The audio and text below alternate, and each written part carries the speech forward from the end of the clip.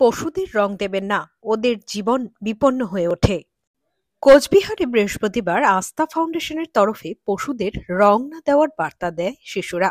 দোলের দিন নিজেরা আনন্দ করুন, কিন্তু রাস্তার কুকুরদের গায়ে রং দেবেন না, কারণ ওরা মানুষের মতো রং তুলতে পারে না। তাই জিভ দিয়ে চেটে চেটে রং পরিষ্কার করে। তার ফলে রঙের মধ্যে মেশানো কেমিক্যাল ওদের পেটে চলে যায়।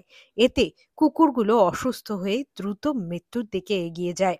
এক বিবৃতিতে এ খবর জানিয়েছে সমৃদ্ধ চন্দ, প্রাঞ্জল ভদ্র, সৌম্যদীপ সরকার, রাজদীপ ঘোষ, বিরাজ দাম, চিরঞ্জিত মৈত্র। এরা সকলে মিলে এদিন পশুদের রং না দেওয়ার প্রচার চালায়।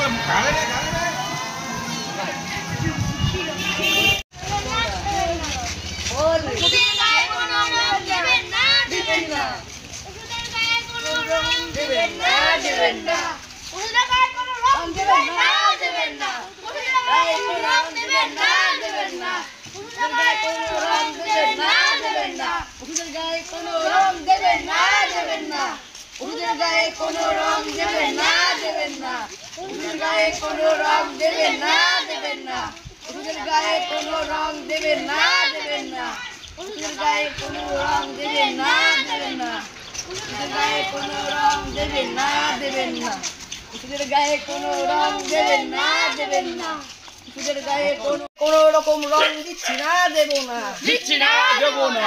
ওষুধের গায়ে কোনো রকম রং দিচ্ছি না, দেব না, দিচ্ছি না, দেব না।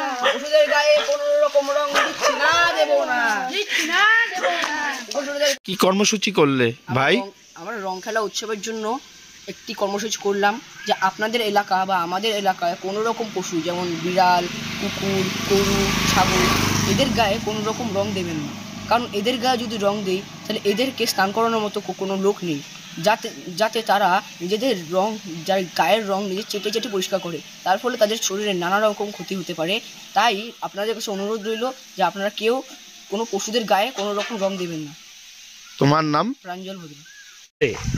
আমরা একটা প্রচার চালালাম যে আমরা রং খেলবো, কিন্তু কোনো পশুর গায়ে রং দেব না। তোমার নাম? সমৃদ্ধ চন্দ্র। তোমরা কি আজকের থেকে রং খেলা শুরু করেছো?